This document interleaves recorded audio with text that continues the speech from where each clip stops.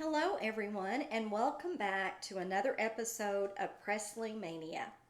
My name is Rhonda. I've been gone for about almost 4 weeks now. My apologies for not getting a video loaded. Some of you may know that I had some personal issues to deal with during this period of time. Not only was it Christmas, an incredibly busy time of year, but my husband was ill. They had to He had to be admitted to the hospital for 5 days. Got to come home on Christmas, and we were so thankful for that. So Christmas with my family, our kids, was delayed a little bit, but nevertheless, we still got to celebrate the birth of our Savior, Jesus Christ, with our family, and that meant the world to us to have my husband and here with us. We still have a few more hills we've got to climb where he's concerned. He's got a surgery scheduled for January 25th. So keep us in your thoughts and prayers. We would greatly appreciate it. I will do my very best to try and have not so long of a span between videos. I may miss 1 or 2 weeks depending on how things go with him, but I really, really will try to stay a little more on track. But I know all of you understand why I wasn't here, and I appreciate that. So today, all that being said, as you can see, it's after Christmas and my tree is still up. So, but in true Elvis fashion, Elvis left his up till January 8th, which was his birthday. And so if mine's up a few days past January 8th, no harm, no foul, as far as I can see. Today, I want to talk about an interview that Vanilla Ice gave on Vlad TV, VLAD TV. Now, I'm going to give some credit to Elvis the Man's channel. He talked about this. He's the one who brought it to my attention when I saw his video. And I'm like, oh, well, I want to check this out. I want to see what it's about. So a lot of you may know a little bit about what I'm going to talk on, and some of you may not. I'm going to take it in a little different direction than Elvis the Man did, because I have some thoughts on it as well. I wanted to dig a little bit into Vanilla Ice's past. I wanted to know what he was about. I did not know a lot about the man. But if you're going to throw shade on my guy, then you better be prepared for what comes next. So, no disrespect to Vanilla Ice. I think that he is certainly entitled to his opinion. I think that he has gotten his act together and that he is doing much better than he was when he was younger. So let's get into this topic. When Vanilla Ice was starting out, he was very, very young. So we're going to give him a little bit of pass on some of the things he did.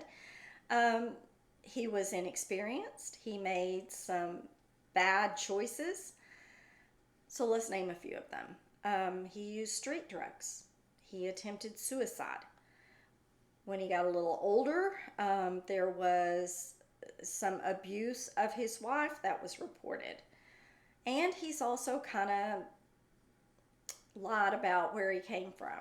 Now, I'm from Dallas. Most of you know that, Dallas, Texas.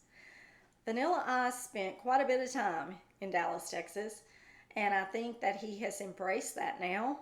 But when he first got started, whether it was his publicists, his agents, or him, he says that the agents and publicists were the reason that he kind of said he was more for Miami, was because that he was a white guy trying to break into a predominantly black field. Rap music is, a hard thing for a white guy to probably, break into, and he did it, and he did it successfully. So for whatever the reasons, it was reported more that he was from Miami.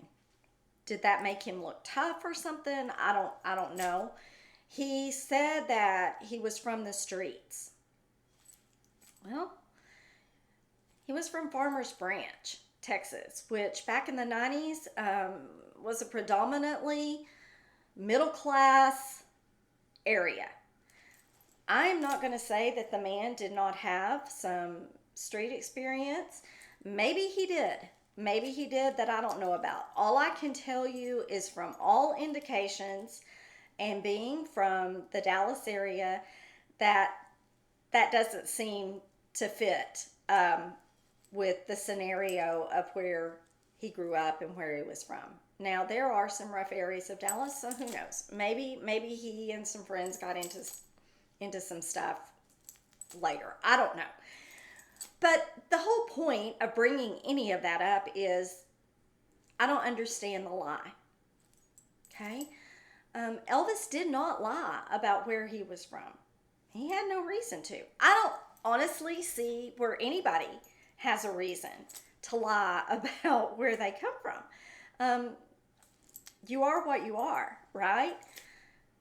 Your makeup of who you are and your style and whatever, regardless of where it comes from, you're still you.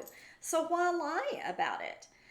Did it make him appear like he would fit in better in the rap genre? I don't know. To me, it seems like a way for him and his publicists and his agents to fund their own pockets. Everything is done for a reason. And, you know, the Colonel pulled some stuff with Elvis too. So who knows? Maybe that's part of it. But I will say that Elvis never at any time lied about where he came from. In fact, he went back to Tupelo and did a concert there. And he was hailed as a hero.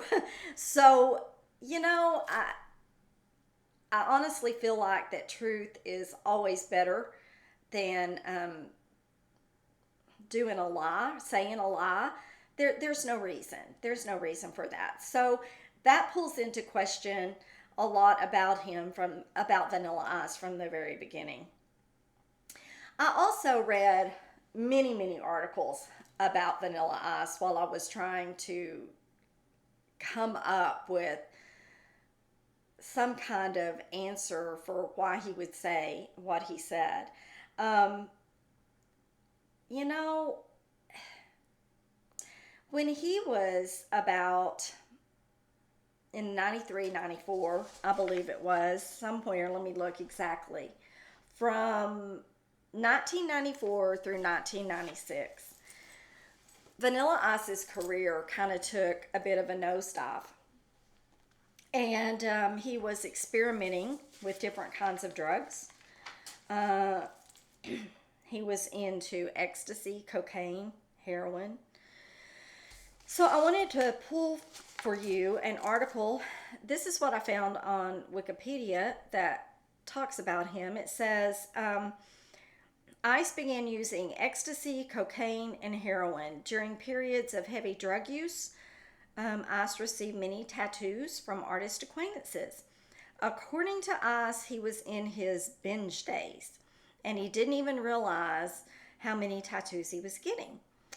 Ice attempted suicide with a heroin overdose on July 4th, 1994, but was revived by his friends.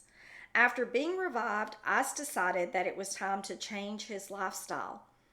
And as a symbol of his attempt to begin anew, he got a tattoo of a leaf on his stomach. So turning over a new leaf. Well, good for him.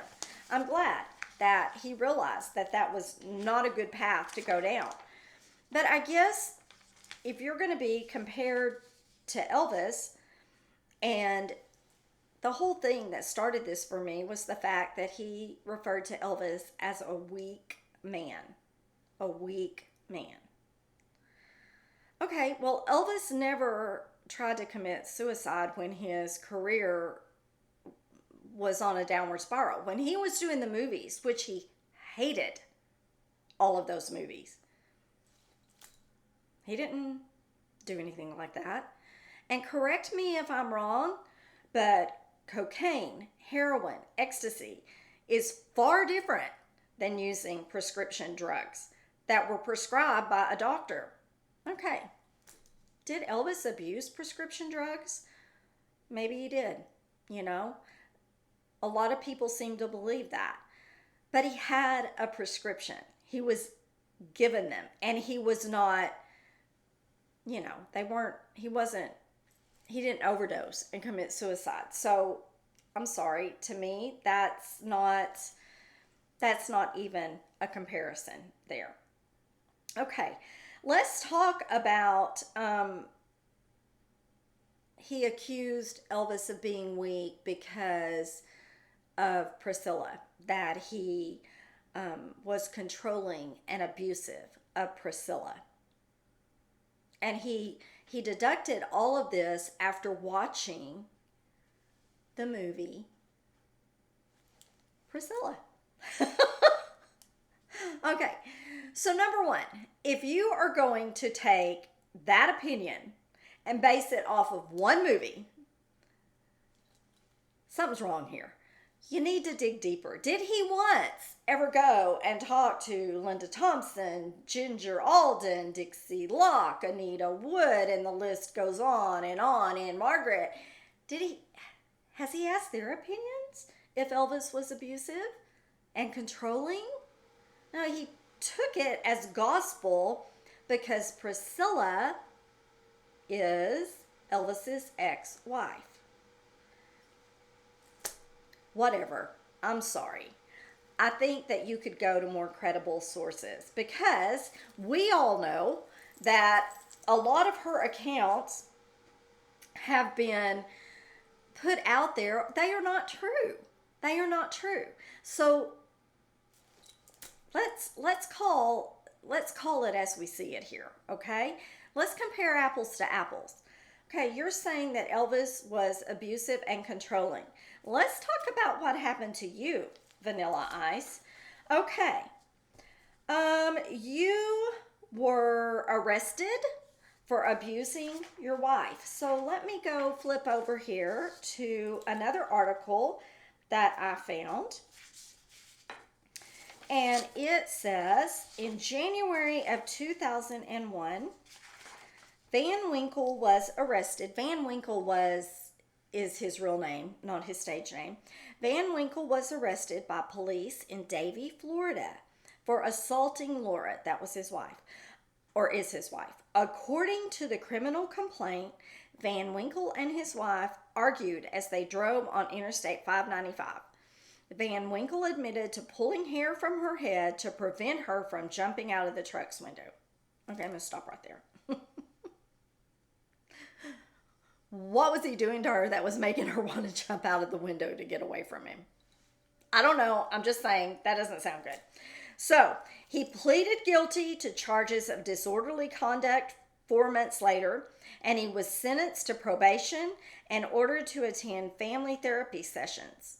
In July 2001, we're going to skip that part right there. That doesn't even have anything to do with it.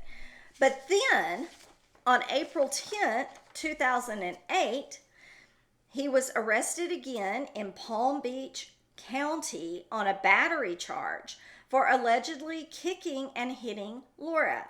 He was released the following day after she declared that her husband had only pushed her. In court, the couple's neighbor, Frank Morales, stated that it was merely a verbal argument. Van Winkle was ordered by a Florida court to stay away from his wife following his arrest and to communicate with his children only if Morales accompanied him. The judge told Van Winkle that he could only contact his wife via telephone.